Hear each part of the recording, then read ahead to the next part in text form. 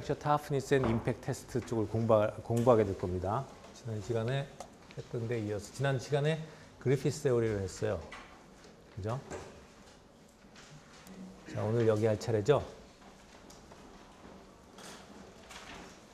자, 지난번에 이 그리피스 세오리 취성에서 두 개 크랙이 생겨날 때 탄성 에너지를 잃지만 새로 서피스 에너지가 생겨나죠.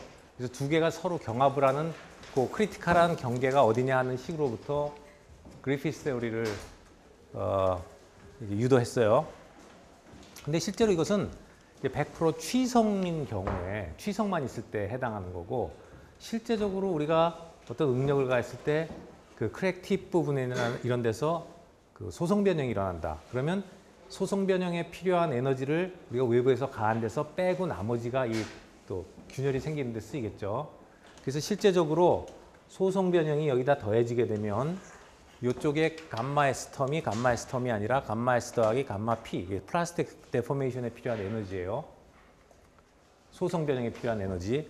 이 두 텀에 더한 걸로 바뀌어져야 되고, 우리가 이 두 개에다가 여기 E가 있으니까 이 텀.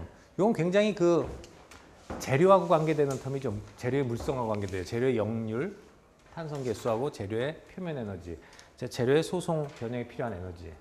그래서 이 텀, 2배의 이 감마 S 더하기 감마 P를 갖다가 여기서 우리가 크리티컬 스트레인 에너지 릴리스 레이트라고 불러요.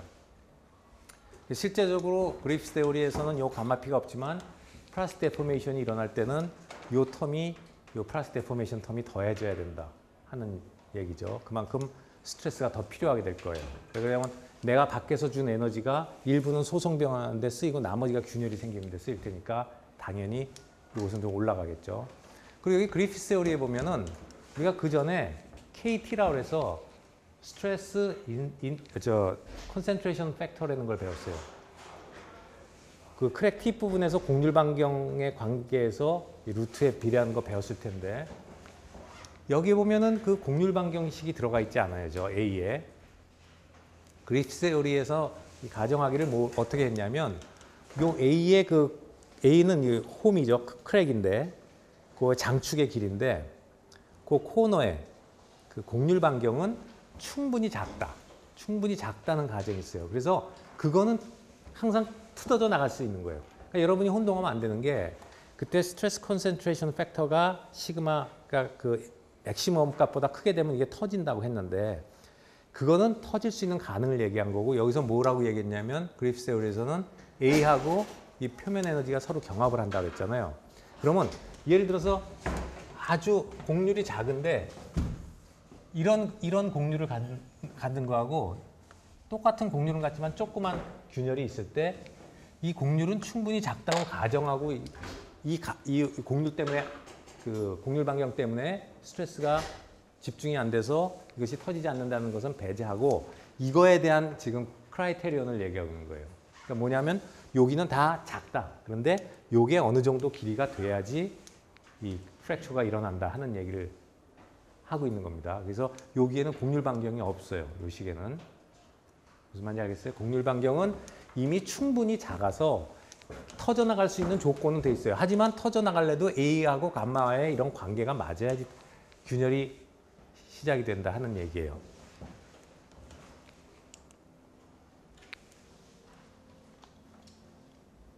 그래서 여기서 보면은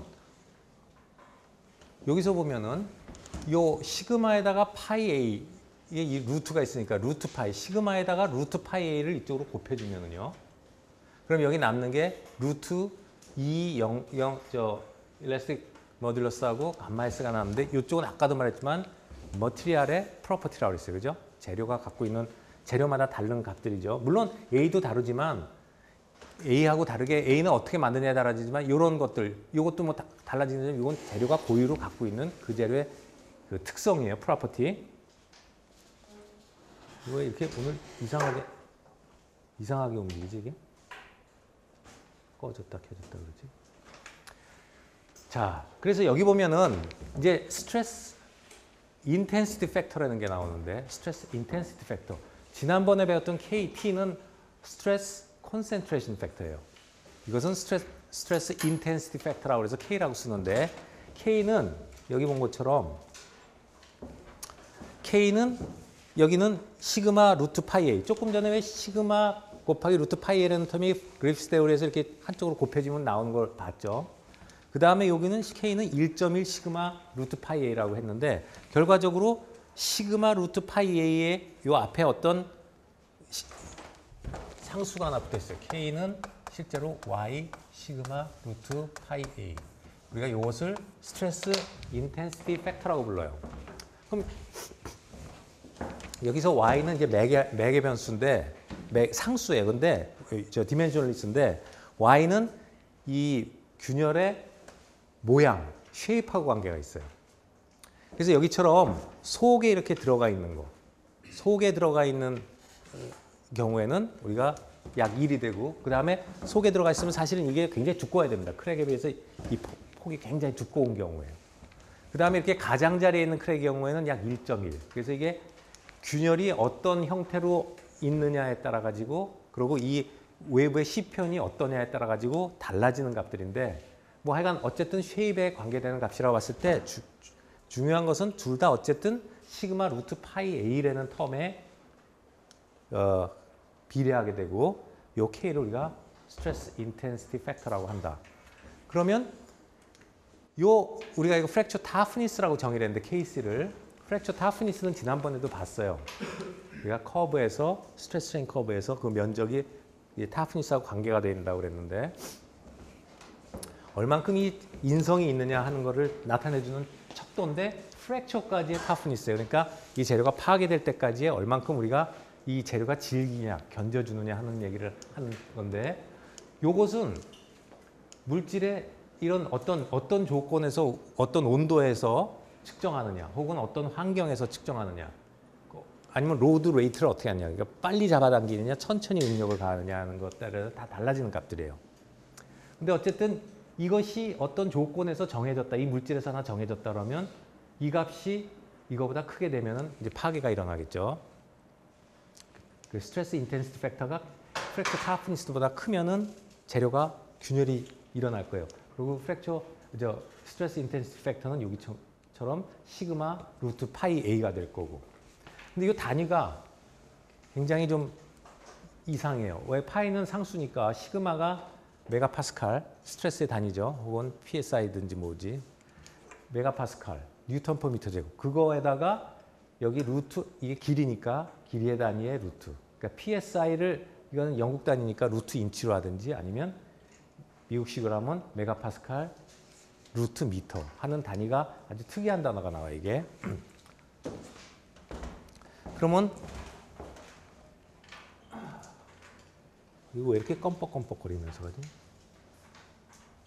이 프랙처 타프니스를 보면 어떤 게 인성이 좋으냐. 재료가 프랙처가 일어날 때까지 얼만큼 잘 견뎌주느냐 하는 걸 보면 여기 일반적으로 메탈이나 알로이가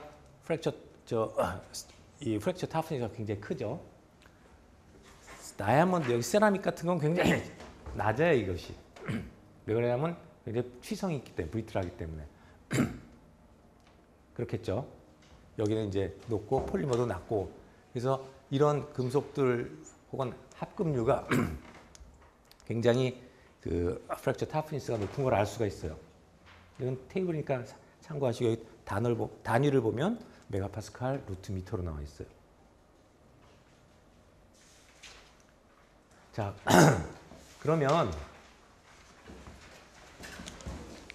이게 크라이테리언을 나타내 준 그림인데 우리가 여기 스트레스 인텐시티 팩터를 요 Y, 이건 모양에 따르는 어떤 맥의 그 상수고요. 시그마 루트 파이 A라고 했죠. 그게 프랙처 타프니스보다 크냐 작냐에 따라서 결정이 될 거예요. 그러면 우리가 예를 들어서 얼마까지 쓸 수 있느냐. 이 재료를 얼마까지 쓸 수 있냐면 요 시그마죠. 그게. 그 다음에 크랙을 얼마까지 허용할 거냐. 크랙의 사이즈를. 이 두 가지 변수가 있을 거예요. A와 시그마. 왜 그러냐면 이런 그 어떤 재료를 만들게 되면은 아까 말한 것처럼 여기 요거 말고 이 프랙처 타프니스는 우리가 뭐 측정해서 어떤 조건에서 측정하면 그런 값이 나올 텐데 그럴 때 재료에 얼마만큼 이 스트레스를 가할 수 있느냐 아니면 얼마만한 크랙까지가 그 재료에 있으면 견뎌내느냐는 걸 알기 위해서 이렇게 보는 거죠. 이 두 개가 프랙처 타프니스 KC보다 크면은 터지니까 작으면은 이걸 이쪽으로 곱해보면 이거죠. K가 KC보다 작을 때는 터지지 않을 거 아니에요. 그죠? 균열이 안 일어나겠죠. 그래서 이렇게 보면은 이 디자인은 이게 가장 클 때, 가장 작아지게까지 견딜 수 있겠죠. 그래서 이거에 따라 함수가 돼요. 루트의 함수. 그래서 여기 보면은 루트 A분의 1 형태니까 이게 A에 대해서 그리면 루트 A분의 1에 대해서 이런 형태를 보여요. 그러니까 무슨 얘기냐. 우리가 어떤 재료를 만들었는데 그 안에 A를 그러니까 균열 사이즈를 작게 만든다면 이 외부에서 응력을 많이 가해도 균열이 일어나지 않겠죠. 그러나 속의 재료의 균열이 점점 커진다면은 크게 있다면 우리가 사용도 이런 데서 깨져 버릴 거예요. 그래서 얘가 프랙처가 일어나는 영역이고 이 범위 밑에서 써야겠죠. 마찬가지 거꾸로 그러면 우리가 어떤 시그마를 쓸 때 시그마를 정해놓고 그러면 이런 시그마에서 쓰고 싶을 때 어떤 시그마에서 쓰고 싶을 때 A를 얼마까지 만들어내야 되느냐 하면은 거꾸로 이렇게 되면은 역시 마찬가지 시그마 분의 1 이건 루트 A분의 1 시그마 A분의 1 형태가 나올 거예요. 그래서 시그마를 그러니까 외부에서 응력을 작게 걸면 크게 좀 균열이 큰 게 있더라도 괜찮다는 얘기죠. 그건 뭐 당연한 얘기인데 실제적으로 이런 재료에 만들면은 균열이 뭐 한 가지만 사이즈가 있는 게 아니고 사이즈가 굉장히 분포를 가질 거 아니에요. 그죠? 그럼 가장 취약한 것부터 일어나겠죠. 취약한 크랙부터 여기에 해당하는 데부터 가장 취약한 데부터 균열이 일어날 거예요. 그러니까 고르게만 만들 수 있다면 굉장히 우리가 예측을 하기가 좋은데 균열이라는 걸 고르게 만들기가 어렵기 때문에 그래서 이런 테스트 같은 거 할 때 보면 굉장히 많은 경우에 데이터마다 산포가 큽니다. 그렇겠죠. 이게 뭐 내가 만들었다고 해서 균열이 어떻게 되는지 속을 볼 수도 있는 것도 아니고 산포가 크기 때문에 이런 그 통계 처리를 많이 해야 돼요. 예를 들어서 비행기 날개인데 프랙처 타프니스가 어떤 우리가 사용 조건에 여러 가지 조건에서 프랙처 타프니스가 지금 26 메가파스칼 루트 미터다라는 값이 나왔대요. 자, 그러면 뭐 아까하고 똑같은 거죠. 우리가 만약에 제일 큰 이 흠집이 이 안에 있는 게 9mm짜리가 있다고 가정을 하면 얼마까지 쓸 수 있겠냐?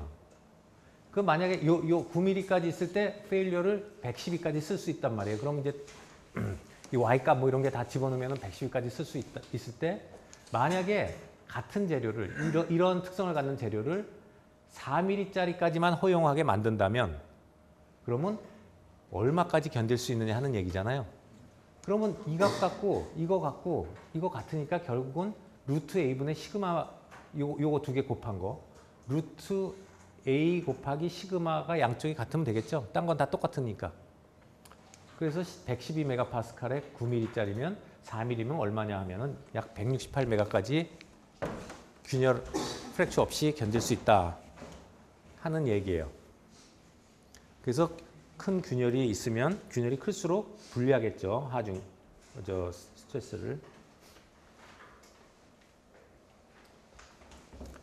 여기는 그냥 여러분이 참고로 하시라고 여러 가지 뭐 알로이 합금들에 대해서 알루미늄 합금 뭐 여러 가지 재료들에 대해서 여기는 이제 글래스 같은 것은 이일드 스트렝스 나오지도 않죠. 그냥 이일딩이 없으니까 프랙처가 나버리니까.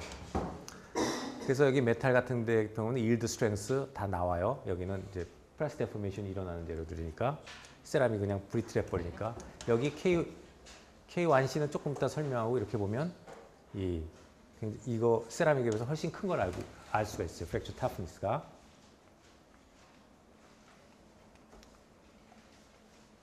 요 K1C를 설명하기 위해서 이게 한 페이지가 빠진 것 같기도 한데. 자, 여기서 조금 설명하고 갈게요. K1C라고 나와 있는데 여기. K1C. 이렇게 나와 있죠.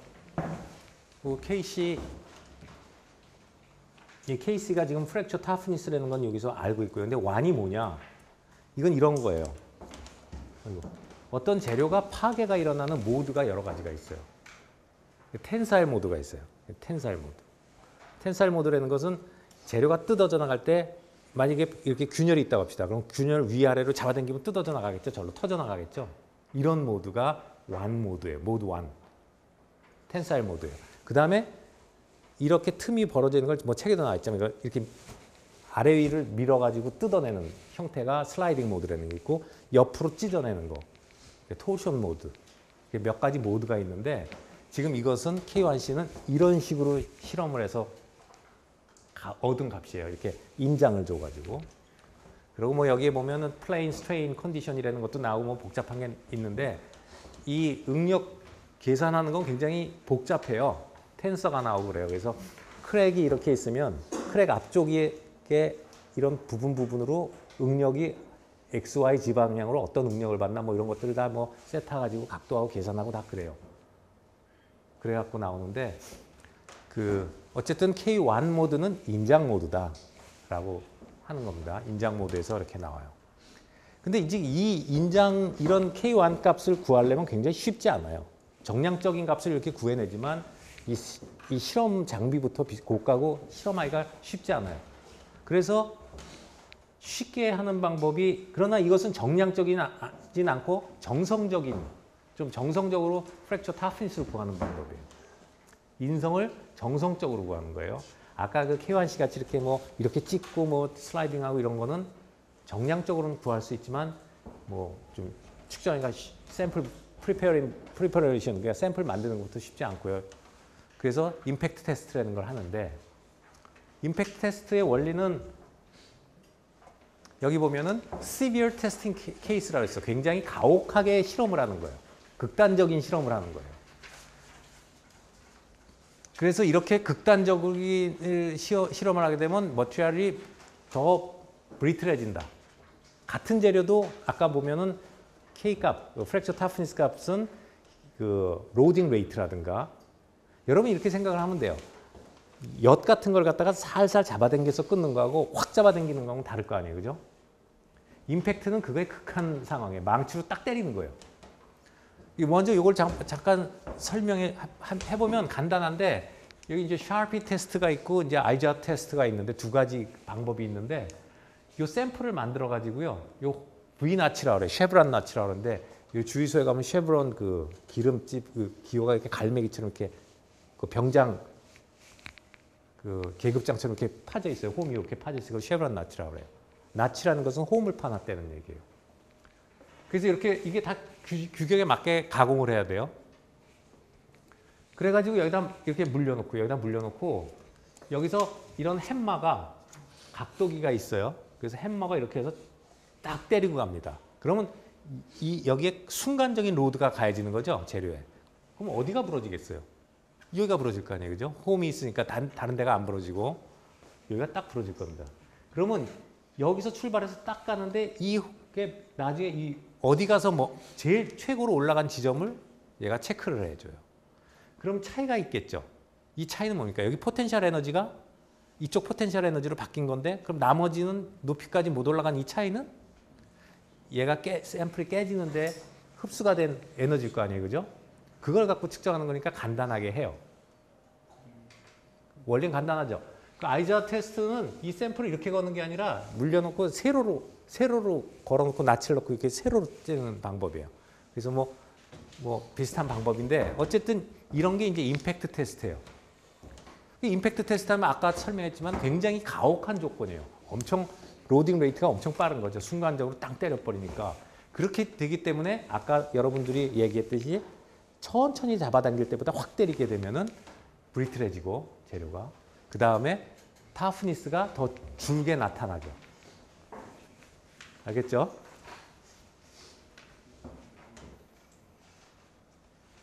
그래서 여기 보는 것처럼 로드 레이트를 점점 증가시키면은 여기 E에 점을 찍은 것은 DT분해니까 시간당 스트레인 레이트가 큰 거죠. 라저 E. 우리가 지난번에 봤지만 이게 스트레인인데 여기다 점을 찍으면 스트레인 레이트를 얘기해요. 시간당의 레이트. 그러니까 뭐 예를 들어서 분당 얼마, 초당 얼마 늘어나느냐 하는 걸 얘기하니까 이게 크다. 그럼 같은 재료를 당길 때 아까 말했죠. 생각하기 좋게 좀 눅진눅진한 엿이라고 합시다. 그러면 천천히 이건 천천히 당기는 거죠. 시간당 늘어나는 길이를 천천히 한 거잖아요. 그러면 멀리까지 늘어나겠죠. 근데 그걸 확 잡아당기면 금세 끊어지겠죠. 그 얘기를 하고 있는 거예요. 그래서 로딩 레이트가 빨라지면 당연히 yield strength는 증가해요. 하지만 elongation은 줄어들어요. yield strength가 올라가면 tensile strength도 당연히 인장 강도도 올라가는데 percent elongation은 줄어들게 됩니다. 왜? 이런 디포메이션이 일어나려면 소성변이 일어나려면 디스로케이션이 움직여야 되는데 움직일 시간을 안 주는 거예요. 확! 원자가 가야 될 거 아니에요. 근데 시간을 안 줘버리니까 여기 어느 정도 시간이 필요하죠. 디스로케이션 움직여가고 하는 데는 이런 디스로케이션 뭐 장애물을 넘어가든 지들이 움직여 슬라이딩하든 뭐 하든 약간 시간이 필요한데 그거보다 급하게 잡아당기면 그런 것들이 못 가니까 하드닝처럼 못 가니까 재료가 강하게 나타납니다. 그래서 로딩 레이트 뭐 이런 거에 따라 달라져요. 템퍼러처에 따라서도 달라져요. 그렇죠? 여러분이 생각을 해보세요. 온도가 똑같은 거를 아까 엿이 좋은 케이스인데 그걸 그 냉장고에서 꺼낸 엿을 확 잡아당기는 거하고 뭐 한 50도 정도 된 엿을 잡아당기는 건 분명히 다르잖아요. 그죠? 같은 재료인데 분명히 온도가 높을수록 브리틀하지 않고 연성이 좋고 온도가 낮아질수록 브리틀해지겠죠. 맞아요? 여기 나오는 것처럼 이 조금 전에 말했던 임팩트 테스트, 해머를 이렇게 때려서 높이를 갖고 측정하는 거는 정성적이에요. 좀 비교적 정량화할 수는 없지만 정성적인 거는 쉽게 볼 수가 있는데 이게 많이 쓰이는 데가 바로 이 DBTT 측정에 쓰여요. Ductile to Brittle Transition Temperature, DBTT예요. Ductile to Brittle. 이게 연성이 있다가 온도가 낮아지면은 취성으로 바뀌는 거죠. 아까 엿을 생각하면 돼요. 온도가 높으면 늘어나던 놈이 온도가 낮아지면 깨져버린단 말이에요. 브리틀해져요. 근데 재료에는 그런 특정한 온도를 갖는 재료들이 있어요. 이런 DBTT를 갖는 게 아닌 재료들도 있고. 그래서 여기 보면 FCC 메탈 같은 거는요. 여기 뭐 카파니클, FCC 메탈은 이런 DBTT가 안 보여요. 그리고 굉장히 하이 스트렝스 머티리얼, 굉장히 강도가 높은 이런 재료들도 잘 안 보이는데 특히 주목할 게 이 BCC 스트럭처. BCC 대표적인 게 알파 아이온이에요. 그죠? 여러 번 얘기했죠. 철, Fe. Fe가 온도가 높으면 914도 혹은 912도보다 높으면은 FCC였다가 912도 혹은 14도로 나온 측량이 910도 정도에서 내려오면 상온까지 보통 뭐냐면 BCC 구조를 가져요. 그러니까 BCC 철 구조물에 많이 들어가죠. 그죠? 이것이 이런 보면 여기서 임팩트 에너지가 굉장히 크다가 임팩트 에너지가 뚝 떨어지잖아요. 어떤 온도 구간 이하에선 임팩트 에너지가 굉장히 에너지라는 것은 뭐야? 이게 그 파괴될 때까지 우리가 밖에서 가해준 에너지죠. 그게 작다는 얘기는 깨져버린다는 얘기예요. 취성이 있다는 얘기예요. 이게 문제가 되죠. 그래서 이런 그 아이언 같은 경우에 보면 여기 이거는 이거 BCC가 변환된 거고 이런 Ductile to Brittle Transition Temperature가 뭐 여러 가지 조성에 따라 달라지만 뭐 예를 들어서 배 만들고 하는 건 4도라고 나와 있어요. 4도. 그래서 먼저 보면은 여기 보면은 이런 배들이 지금 반쪽짜리가 나고 이거는 또 항구에 정박해 있던 배가 반쪽이 난 거예요. 겨울에. 근데 왜 겨울에 그럼 반쪽이 났느냐? 바로 이 온도가 여기 뭐 겨울에 저쪽 뭐 블라디보스톡 이런 데는 굉장히 춥잖아요. 그러니까 이 철이 지금 여기 아연이 지금 DBTT 온도보다 낮게 가니까 이게 취성이 생겨버린 거죠. 그러니까 취성이 생겼는데 배는 여러 용접 부위들이 있잖아요. 뭐 용접을 해서 쇠판을 붙일 거 아니에요. 그러면 용접 부위에 약할 수 있거든요. 근데 그런 데 와가지고 파도가 땅땅 때리면 거기서 균열이 시작되면 쫙 깨져버리는 거죠. 취성이 있으니까. 그래서 배가 갈라진 거예요. 타이타닉도 저기 뭐 북극 쪽 글로 항해하다가 겨울에 항해하다가 뭐 빙산 조각을 부딪혀가지고 이게 파괴됐다 그러잖아요. 그죠? 그것도 마찬가지니까 이런 실제로 응용하는 재료들이 아주 추운 지방에서 쓸 때 이런 DBTT는 굉장히 중요하게 작용하죠. 서비스 온도가 뭐냐를 잘 봐야 되는 거예요. 그래서 여기 다시 올라와서 보면 같은 재료인데 여기 보면 이 카본 스틸이에요. 일반 카본강, 탄소강을 갖다가 똑같은 재료를 갖다가 다 여러 이제 그 온도가 다른데 아니요. 예. 여러 다른 온도에서 이제 그 임팩트 테스트를 해보니까 온도가 낮아지니까 이렇게 갑자기 이게 임팩트 에너지가 큰 데서 툭 떨어졌다는 얘기는 취성이 생긴다는 거죠. 여기 같은 데는 취성이 잘 안 보이잖아요. 그죠? DBTT가. 그러니까 온도가 낮아지니까 이런 게 보이는 거예요. 그러면 이 DBTT, 그 Ductile to Brittle Transition Temperature를 어떻게 정의하느냐, 어디를 잡을 것이냐 하는 이제 문제가 생길 겁니다. 근데 여기 이제 보면은 각 온도에서 마이너스 59도, 마이너스 12도, 4도, 16도 여기서 쭉 온도가 올라가 여기 온도 높은 것부터 낮은 데로 오면서 이 파단면 사진이 있어요. 깨졌으면 그 단면이 있겠죠. 프랙처가 일어났으면. 그래서 여기 보면 그때 얘기를 했는데 그 취성이 있는 거는 그거 인트라 혹은 인터그래뉼라로 깨진다고 했어요. 그 다음에 저 뭐 연성이 있는 것은 플라스틱 데포메이션이 일어나면서 끊어져 가지고 보면은 왜 이렇게 딤플이라는 것도 있고 파이버러스하다고 그랬죠. 그래서 이게 여기선 잘 안 보이지만 이게 반짝반짝거리는 것은 여기는 파단면이 취성으로 깨졌다는 걸 보여주는 거예요. 그래서 이 단면의 사진을 보면 현미경 사진을 보면 파이버 그러니까 이렇게 이게 늘어나다가 끊어진 것들. 그러면 이제 소성 변형이 있다는 것은 좀 연성이 있다는 거예요. 취성이 아니고 그런 이렇게 뭐 치즈가 끊어지듯이 이렇게 좀 늘어나다가 끊어지는 파이버러스한 그런 상이 있느냐 없느냐를 현미경으로 봤을 때 여기서 보면은 임팩트 에너지를 이렇게 온도에 따라서 그려놨고요. 여기 보면은 쉬어 프랙처라고 하는 게 여기서 이제 몇 프로가 이 면 중에서 100%가 다 브리틀하게 깨졌냐 아니면 파이버러스한 이렇게 연성을 갖는 그렇게 끊어진 흔적이 몇 프로가 되느냐를 이렇게 조사해 보면 한 이 뭐 책에 나온 대로 아마 이 정도 온도에서 110도 정도에서 이제 다 파이버러스한 게 보인다. 그래서 그러니까 여기를 잡는 데도 있고요. 100% 그러니까 여기서부터 여기로 넘어가면서는 이제 취성이 나타나기 시작하는 거죠. 그래서 취성이 나타나기 시작하는 온도를 잡는 데도 있고 어떤 데는 요 임팩트 에너지를 20줄에서 잡아서 여기를 온도로 잡는 데도 있고 또 어떤 경우에는 이 취성과 인성이 50% 되는데 5대 5 되는 데서 잡는 경우도 있고 여러 가지 컨벤션을 써요. 근데 이제 옛날에는 이제 이쪽을 많이 써요. 100%를 쓰는 이유는 어차피 이것을 갖다가 우리가 서비스할 때 쓰려면 여기를 놓고 이 밑에서 안 쓰는 게 가장 안전하잖아요. 그죠?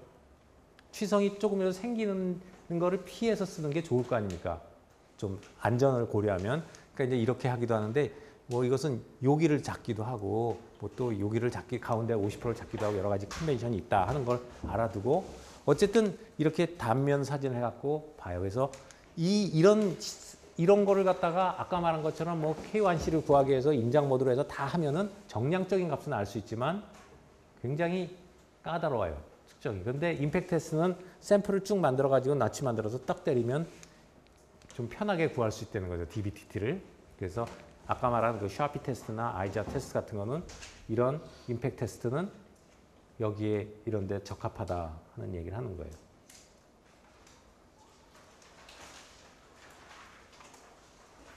자, 이제 파괴 이제 두 가지 남은 걸 공부하겠는데요.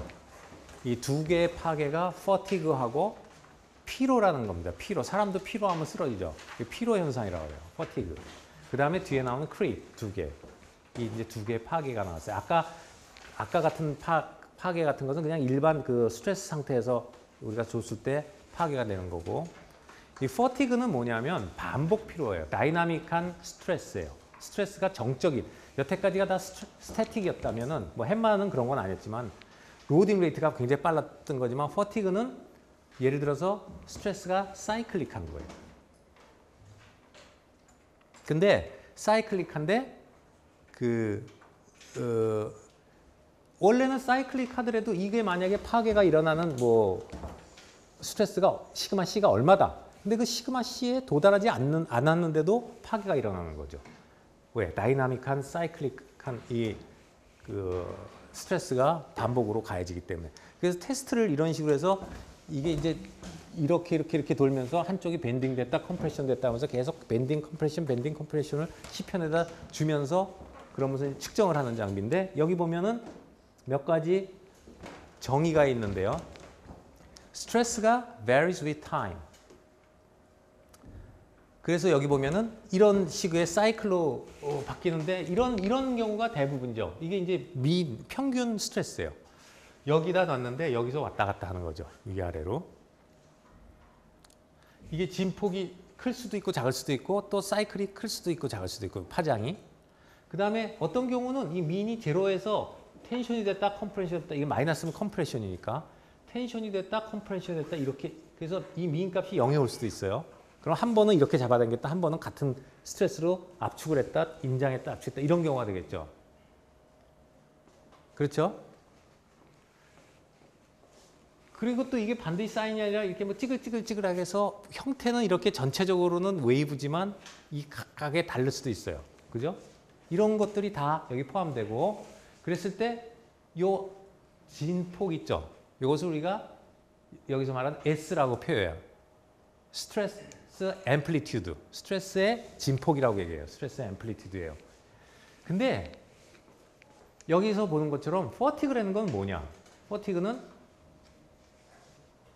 시그마 맥스가 이 맥스가 시그마 C 그러니까 프랙처에 필요한 스트레스보다 작음에도 불구하고 파괴가 일어나는 현상인데 여기 보세요. 90% of mechanical engineering failure. 그러니까 이제 기계 요소들의 90%가 이 퍼티그에 의해서 파괴가 일어나요. 그게 굉장히 중요한 거예요. 대부분이 퍼티그로 파괴가 일어나는 거예요. 이 퍼티그는 굉장히 여러 가지의 형태로 나타날 수가 있어요. 주변에서도. 이 장주기도 있고 단주기도 있고. 예를 들면은 구조물이 안 쓰는 데 없지만 여러분이 그 동대문에 가면 동대문 있죠. 동대문. 그 실제로 동대문을 거기다 하고 2호선을 팔 때 전문가들이 거기 들어갔었습니다. 조사를 했어요. 왜? 지하철이 지나다니잖아요. 뭐 3분 간격으로 2호선이 지나다니죠. 그러면 지하철이 갈 때마다 진동이라는 게 오잖아요. 음파도 스트레스죠. 파형이 오잖아요. 그러면 그게 계속해서 사이클링이거든요. 주기로 왔다 갔다 있다가 없다 이렇게 주기를 갖고 있잖아요. 그러면 이제 문화재가 파손되느냐 파손이 안 되느냐 뭐 이런 거. 그러니까 여러 군데 광범위해요. 그다음에 아예 사이클이 나중에 나오지만 이것은 스트레스지만 뭐 서멀 퍼티그도 있어요. 서멀 퍼티그 열 피로 현상. 그건 뭐냐면 온도가 올라갔다 내려갔다 하면 팽창 수축을 하는데 이쪽이 프리엔딩. 이게 마음대로 늘어날 수 있게 해주면 스트레스가 안 생기죠.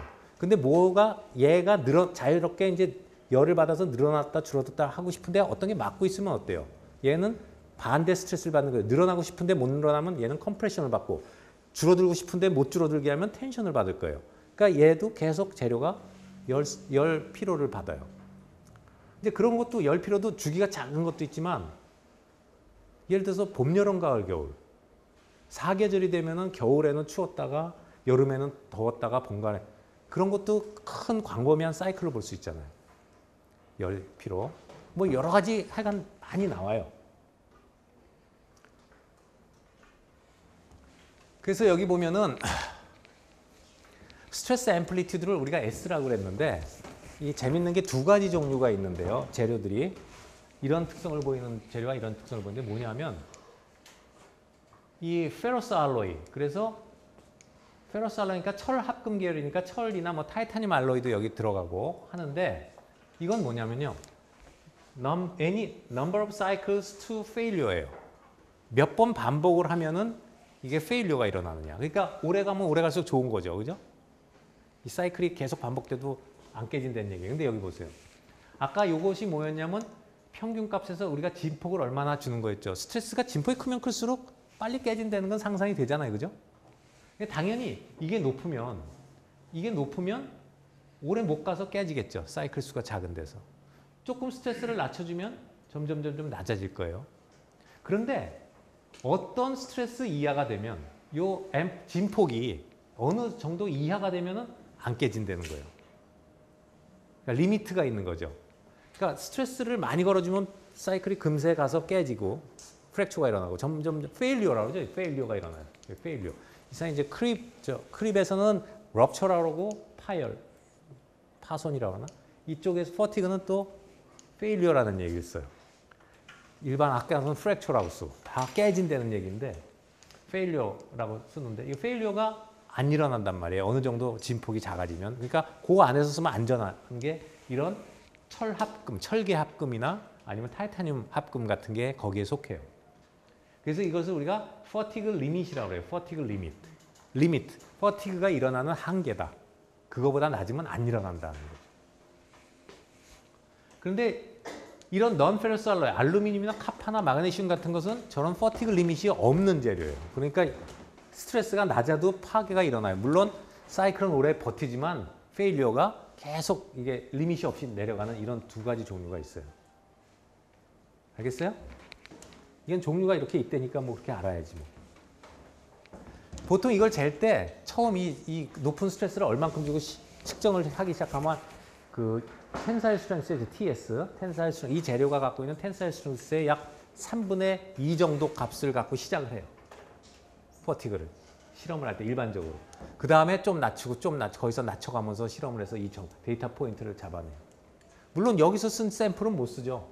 왜냐면 깨져버렸으니까 이만큼 사이클에서 깨지면 샘플을 많이 준비해서 처음에 텐사일 스트렝스, 이일드 스트렝스하고 텐사일 스트렝스 알죠? 그 재료에 텐사일 스트렝스의 한 3분의 2 정도의 스트레스를 가해가지고 몇 사이클에서 페일리어가 일어나는지 보고 그 다음에 점점 낮춰가면서 이 그림을 그려가는 거예요.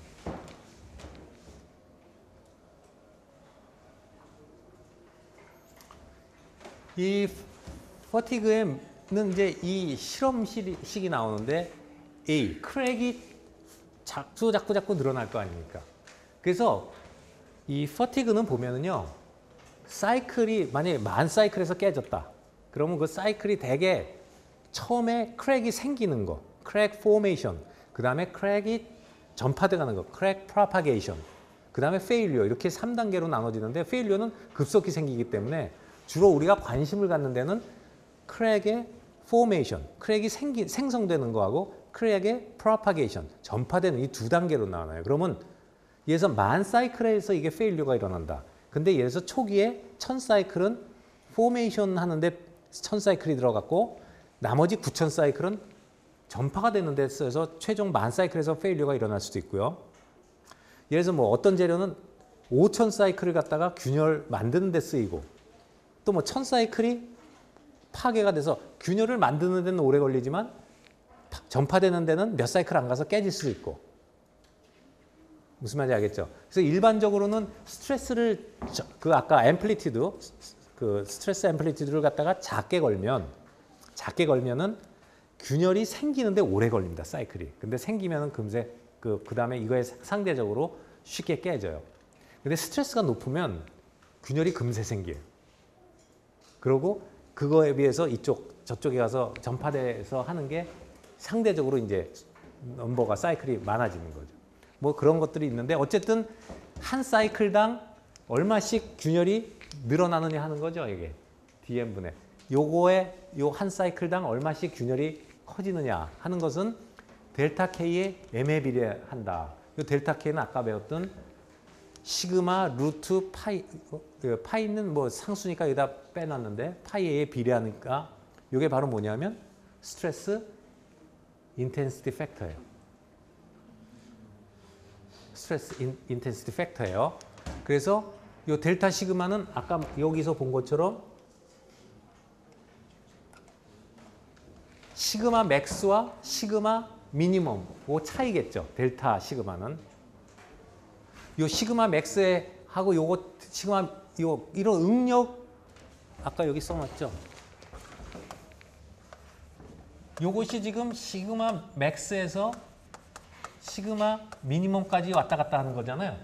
그러니까 델타 K도 요거에 해당하는 거니까 요거하고 맞겠죠.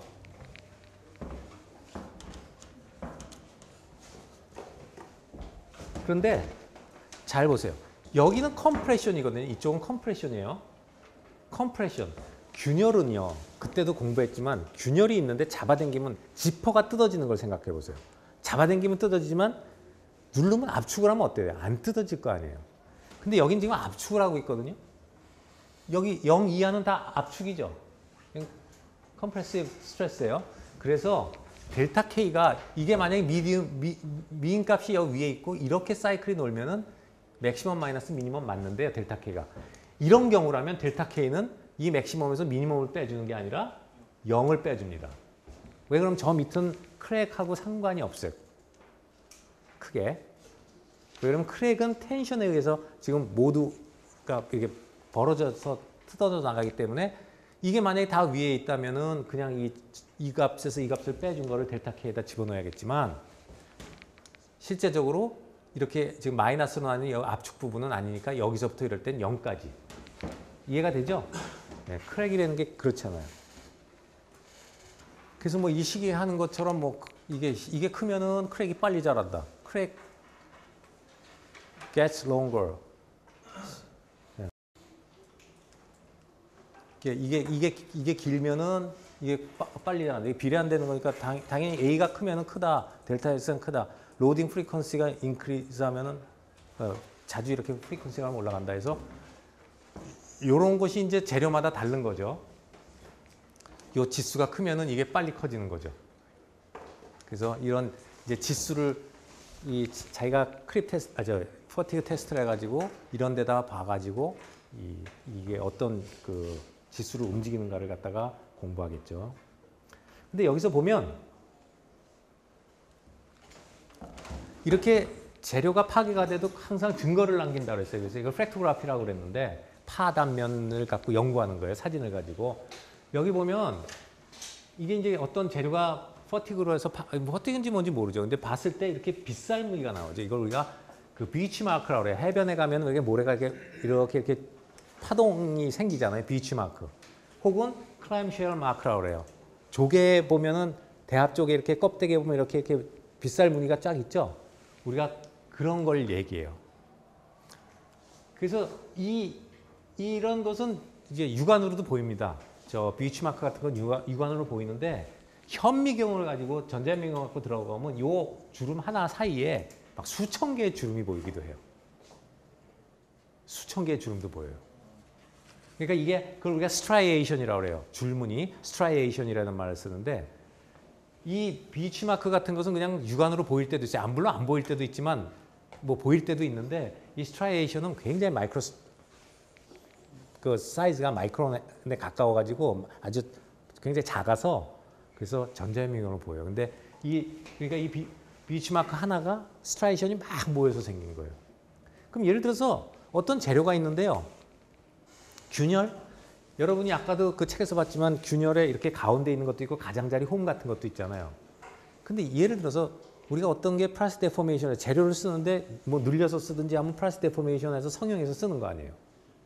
근데 플라스틱 데포메이션 하면 뭐예요? 디스로케이션이 빠져나갔죠. 빠져나가면 실제로 마이크로스코픽하게는 거기가 뭐예요? 단차가 생겨 있잖아요. 원자층이 이렇게. 근데 이게 번들로 디스로케이션이 몇 개가 뭉쳐서 빠져나가면 거기가 이렇게 턱이 진다고요. 홈이. 그럼 그 홈 같은 데가 이 퍼티그 크랙의 시작점이 돼요. 그런 계단처럼 된 데가. 무슨 말인지 알겠어요? 표면이 매끈한 게 아니잖아요. 실제적으로.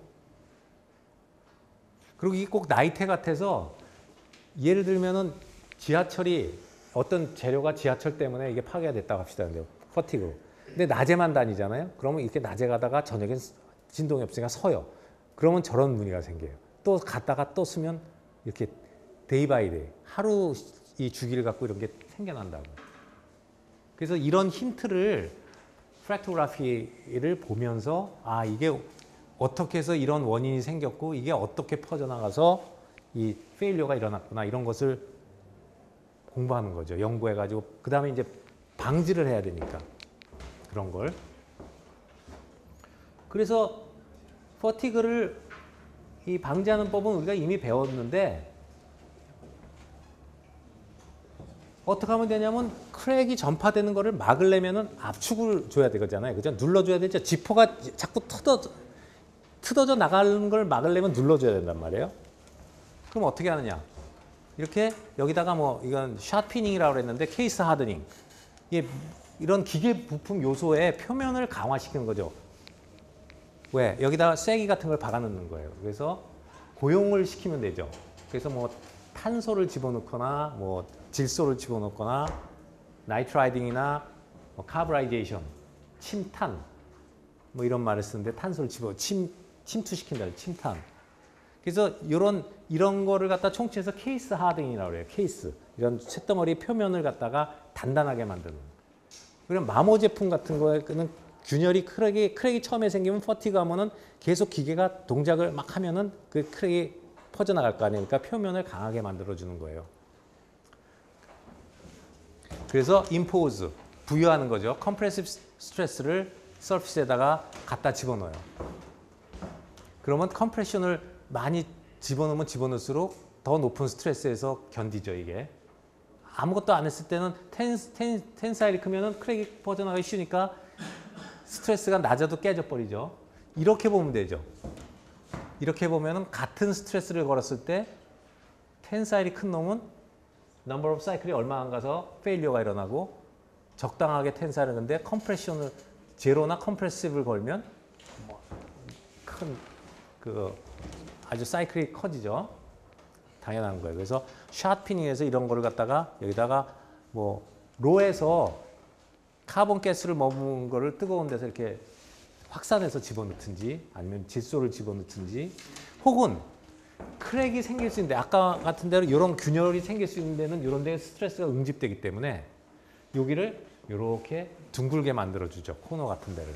이제 저런 것들이 방지하는 거예요. 왜? 아까도 말했지만 대부분의 파괴가 퍼티그 때문에 일어나요. 90%. 그래서 이렇게 스무딩을 해주면, 라운딩을 해주면 라운딩 코더는 훨씬 더 응력 집중이 안 되기 때문에 오래 버틸 수 있다. 여기 케이스 하드닝 나오죠. 카본이나 뭐 나이트로젠 이런 거를 갖다가 여기다가 이런 기아 같은 거, 기아는 계속 마찰하잖아요. 마모가 될 수 있고 기계 하중을 많이 받으니까 이런 데다가 이렇게 이런 걸 확산을 시켜주면 그때 배웠 것처럼 얘가 들어가서 인터시셜 사이트에 들어가면 뭐 여러 가지로 컴프레시브 스트레스를 주변에 줄 테니까 크랙이 있던 것도 못 움직이게 될 거다.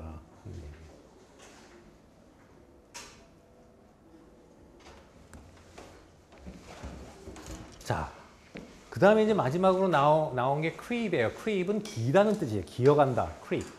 기다는 뜻인데 단어 그 자체는. 이것도 재밌죠. Sample deformation at a constant stress. 스트레스가 일정해요. 다이나믹이 아니에요. 이건 정적인 스트레스예요. 그럼 예를 들어서 어떤 재료가 이일딩이 일어난다. 이일드 스트레스보다 낮은 데서 쓰면 가만히 있어야 될 거 아니에요, 이놈이. 그런데 거기서 이일드 스트레스에서 변형이 일어나야 되죠. 근데 이일드 스트렝스보다 낮은 데서 얘가 점점 늘어나는 거예요. 계속 변형을 하는 거예요. 이걸 우리가 크립이라고 해요. 그런데 크립은 여기 어디에 있겠지만 0.4 tm 좀 고온에서 일어나는 거예요. 너무 온도가 있어야 돼요. 상온에서는 크립이 잘 안 일어나요. 그럼 여러분이 생각할 수 있죠. 만약에 천장에다 엿을 매달아 놔요. 그럼 자기 무게가 하중이죠. 자기 무게가 참 스트레스, 자기 단면적으로 자기 무게를 갖고 있을 거예요. 근데 딱딱한 엿을 그냥 매달아 놓으면 가만히 있겠죠. 근데 예를 들어서 온도를 올려주면 이게 어떻게 되겠어요? 시간이 지나면 상상이 되죠? 쭉 늘어날 거 아니에요. 그런 게 크립 현상이에요. 예를 들면은 원자력 발전소 같은데 기계 부품 같은 게 이제 원자력 발전소에서 열이 많이 나와요. 그래서 그 폐열을 이용해서 무슨 지역 그 난방도 하고 그러잖아요. 그 열을 다시 활용하는데 그래서 그런 원자력 발전소는 다 바닷가에 있죠. 물로 식히려면 너무 힘드니까 바닷물로 해수로 식혀야 되잖아요. 그래서 뜨거운 걸 자꾸 식히고 뭐 순환하고 냉각하고 해야 되니까 바닷가에 있어요. 후쿠시마도 보고. 이제 그런데 고온이죠. 고온에 들어가는 재료들은 스트레스를 받는단 말이에요. 뭐 가스가 계속 지나가면 밖으로 밀어낼 거 아니에요. 이게 파이프다. 근데 이런 고압의 가스가 계속 지나가요. 뜨거워요. 그럼 어떻게 돼요? 텐션을 받는 거죠. 바깥쪽으로. 그럼 이 상태랑 같은 거죠. 매달아 놓은 거랑. 그런 것도 있고 그때도 얘기한 것 같은데 카타스트로픽 디자스터 얘기한 것 같은데 그래서 뭐 보잉 747의 그 엔진이 이만한 거에 이제 터빈 이게 블레이드가 있어요. 터빈 블레이드라고 해서 비행기 날개들 쫙 봤죠. 그게 돌면서 오는 거 아니에요. 그게 열 몇 시간을 뉴욕에서 날아오는데 거의 뜨겁단 말이에요. 굉장히 온도가 높아요. 온도가 높은데 얘가 원심력을 받고 있잖아요. 계속. 원심력은 일정하다고요. 그러니까 똑같은 속도로 날아온다고 가정하면 이 날개 하나가 밖으로 늘어나려고 하는 원심력을 갖고 있는데 뜨거운 데 있죠. 그게 뭐예요? 하중이, 정하중이 계속 있다고 보는 거죠. 물론 이게 돌아가지만 얘가 볼 때 느끼는 하중은 일정하게 있을 거예요. 근데 온도는 높을 거예요. 그러면 계속 하다 보면 어떻게 돼요? 이게 늘어난다고요. 늘어나다가 어느 정도 이상 늘어나면은 여기에 가서 부딪히겠죠. 그럼 깨지면은 깨지면서 이제 엔진 하나가 멈추면 큰 대형 사고가 날 수 있잖아요. 그래서 이제 그런 거. 그래서 거기도 뭐 니켈 베이스 슈퍼 알로이 같이 이렇게 크립 레지스티브 머티리얼을 써야 돼요. 그러니까 크립에 저항이 강한 재료를 그런 데 씁니다. 실제적으로. 그래서 이제 그런 데서 나오는 현상이에요. 그래서 이거 일반은 아니고 좀 온도가 높은 데서 여기 보면은 스트레스가 일정하게 가는데 이게 일드 스트렝스보다 훨씬 낮은데 시간이 지나면 엘롱게이션이 생긴단 말이에요. 늘어나. 자, 여기에서 그래서 이게 이제 크립에 대한 스트레인을 왜 그러냐면 스트레스를 그릴 필요가 없어요. 여기는.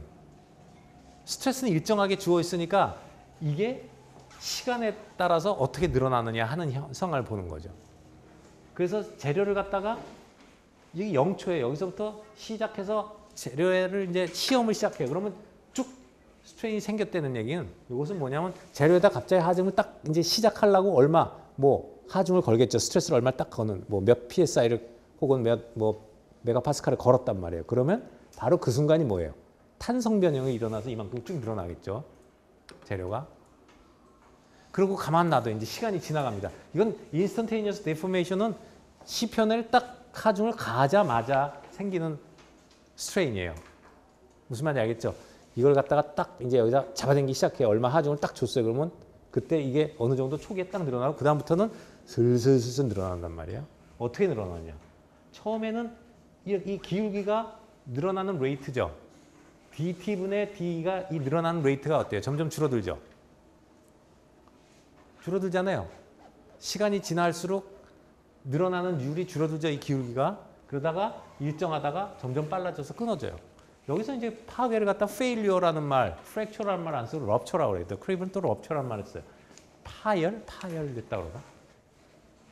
자, 그래서 우리가 공부할 게 이제 이런 세 구간인데 여기를 그러니까 primary creep이라고 그래요. primary 혹은 transient creep이라는 말을 쓰고 여기를 secondary 혹은 일정하기 때문에 steady state creep이라는 말을 써요. 구간 steady state creep. 그 다음에 여기를 tertiary creep 이렇게 불러요. primary, secondary, tertiary죠. primary, secondary, tertiary 혹은 transient 이거를 steady state creep. 그리고 우리가 가장 관심 있는 데는 이 부분이에요. 왜 그러냐면 사용을 할 때 이런 부분은 굉장히 짧고 이 부분을 주로 쓰기 때문에 저 부분에 대해서 이게 기울기가 이렇게 되느냐 이렇게 되느냐 이렇게 되느냐는 달라지는 거죠. 이렇게 되면 어때요? 좋은 거죠. 크립이 없는 거죠. 이 기울기에 관심이 있잖아요.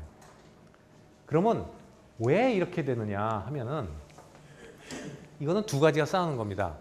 늘어난다는 얘기는 뭐죠? 소성 변형이 있는 거죠. 지금 여기까지는 탄성이지만 여기서부터 소성 변형이 있는 겁니다. 이제 모양이 바뀌기 시작하는 거잖아요. 자, 소성 변형이 일어나면 뭐가 있는 거예요? 그때 배웠죠. 디스로케이션이 움직이는 거죠. 그럼 디스로케이션이 움직이면 증식도 되고 막 해서 뭐가 일어나요? 스트레인 하드닝이 일어나죠. 점점 재료가 강해지는 겁니다. 스트레인 하드닝이 일어나요. 그래서 이게 늘어나면서 스트레인 하드닝 때문에 점점 늘어나기 어려워지는 겁니다. 재료가 강해지니까 늘어날수록. 그런데 한편으로 이게 온도가 높기 때문에 또 다른 게 있어요. 우리가 그때 배웠는데 온도가 0.4 TM보다 일반적으로 올라가면은 리크리스탈리제이션이 일어난다고 그랬죠. 재결정화가. 근데 이건 0.4 온도 재결정화가 일어나랑 말랑 하는 건 밑에 온도예요. 거기서는 뭐가 일어나죠? 재결정화 전에 뭐가 있어요? 메커니즘이.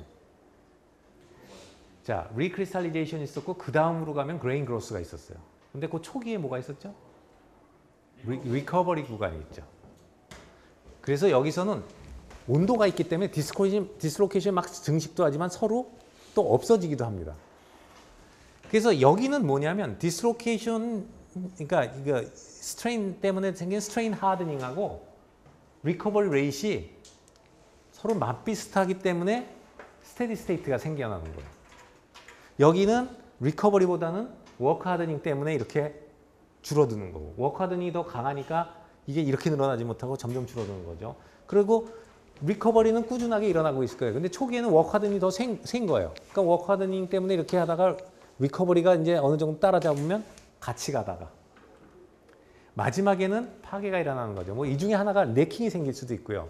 아니면 어떤 크랙이 생길 수도 있고요. 뭔가 어딘가 이제 결함이 생기면 순간적으로 쫙 거기 응력이 집중되니까 뭐 그레인 슬라이딩, 그레인 바운더리 슬라이딩 같은 거죠. 그레인끼리 미끄러지는 거.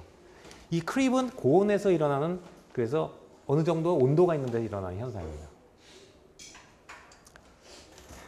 그래서 그 세 가지의 구역별로의 해석은 그렇게 하고 있어요. 그래서 당연하게 여기 0.4 TM 이상이고 디포미 체인지 위드 타임이고, 당연히 온도가 올라가면 올라갈수록 크립 레이스는 점점 가팔러지겠죠. 잘 일어나겠죠. 그래서 이 기울기가 점점 커지겠죠. 온도가 높을수록 당연히. 그죠? 이거 뭐 당연한 거예요.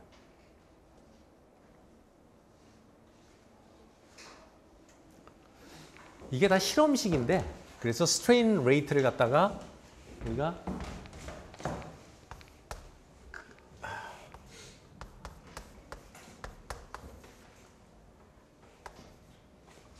우리가 보통 이렇게 쓰는데요. 온도를 생각 안 하면 이 스트레인 레이트죠. 시간당 늘어나는 비율은 이거 뭐야? K1. 저희 K2로 하는데 K1 시그마. 요 N과 K는 물질에 따른 상수, 이거 관련된 값들이고, 이 시그마의 N승에 비례한다. 그런데 여기는 크립 역시 온도하고 관계되는 거 조금 전에 봤잖아요. 이건 일정 온도에서라면 이렇지만 온도 텀이 들어가면은 이 뒤에 온도 텀이 이렇게 들어와요. 익스포넨셜 마이너스 RT분의 QC. 이게 액티베이티드 프로세스라는 거예요. 액티베이티드 프로세스에 액티베이션 에너지가 들어가니까. 그래서 온도하고도 관계되고 스트레스와도 관계되죠. 온도에도 관계되고 스트레스에도 관계되고. 그래서 크립을 막기 위해서는 뭐 때문에 크립이 생기는가를 알아야 되면은 결과적으로 이런 실험을 통해 가지고 이런 값이라든가 이런 값을 찾아내야 돼요. 그래서 이게 원자가 무슨 그레인 바운더리에 따라서 디퓨전하는 거냐, 슬라이딩이냐, 뭐 베이컨스냐, 뭐냐, 뭐 여러 가지. 뭐 나바로 헤링, 뭐 무슨 세오리 많이 있어요. 내가 전문가는 아니지만 그런 거를 갖고 원인을, 길목을 알아야지 이걸 잡으려면은 길목을 알고 고쳐야 돼. 진단을 무슨 병인지 알아야지 거기에 맞는 약을 쓰죠. 그래서 이 식을 갖고 여러 가지 메커니즘을 찾아내는 겁니다. 요 값이 뭐하고 맞아 들어가느냐 같은 거를 따져보는 거죠, 이제. 그래서 이게 뭐하고 맞아 보니까 아마 이것은 길목이 이런 것 때문에 크립이 생길 것 같다 하면 그걸 이제 처방을 내려가지고 막아줘야겠죠.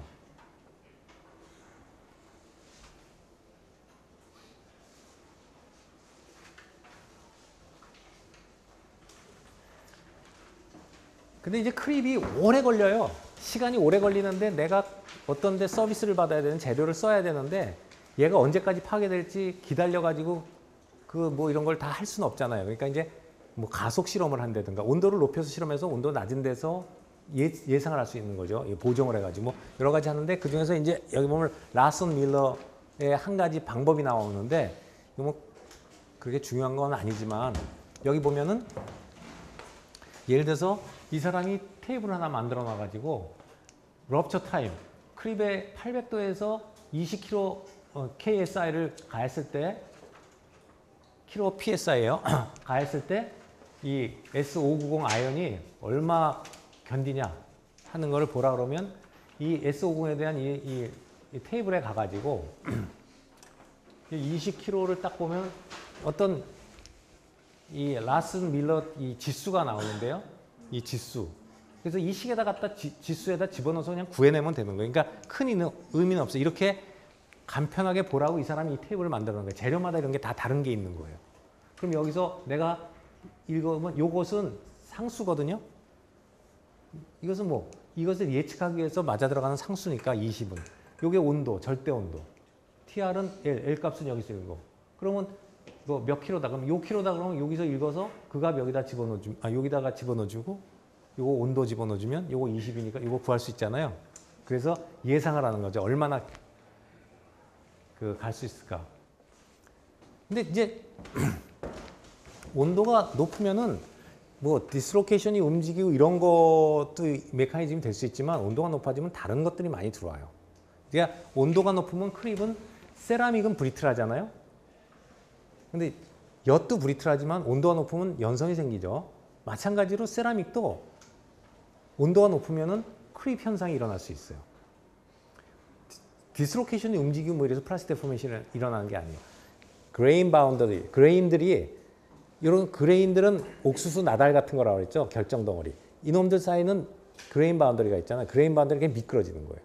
그러니까 알갱이들이 이렇게 미끄러지면 늘어날 거 아니에요. 그죠? 잡아당기니까 그레인 사이가 이렇게 미끄러지는 거예요. 그런 걸로 해서 그레인 바운더리 따라가지고 이런 뭐 캐비티도 생기고 하는데 그렇게 미끄러져서 변형이 일어나는 거예요. 그레인 바운더리 슬라이딩이라고 그러는데 미끄러진다고. 그래서 세라믹도 이런 걸 하는데 세라믹은 잡아당기는 실험은 잘 안 해요. 잡아당기면 이놈이 취약하기 때문에 세라믹은 압축 갖고 해요. 그러니까 거꾸로 컴프레시브 스트레스를 주면서 이놈이 어떻게 컴프레시브 스트레스가 어떻게 줄어 들어가는가를 본다고요. 근데 세라믹에서는 크립은 나타나죠. 온도가 높으면 세라믹도 크립 현상이 나타나요. 근데 이제 주로 뭐 이런 거를 지금 연구하는 건 세라믹보다는 다 우리가 봤던 뭐 금속 계열인데, 그래서 지금 여태까지 본 것처럼 일반 프랙처가 있지만 특별하게 우리가 본 게 두 가지가 퍼티그와 크립이 있어요. 퍼티그는 다 일정 우리가 뭐 변형이 일어나는 소성 변형이 일어나는 그 스트레스 이하인데, 퍼티그는 사이클릭에 의해서 페일리어가 일어나는 거고 크립은 온도 때문에 페일리어가 일어나는 거예요. 그건 정하중이지만 크립은 일정한 하중이지만. 알겠어요? 자, 이렇게 해서 아마 9장이 끝난 것 같고요. 다음 주 월요일은 휴일이니까 다음 주 목요일 날 10장 들어가겠습니다. 자, 수고했어요.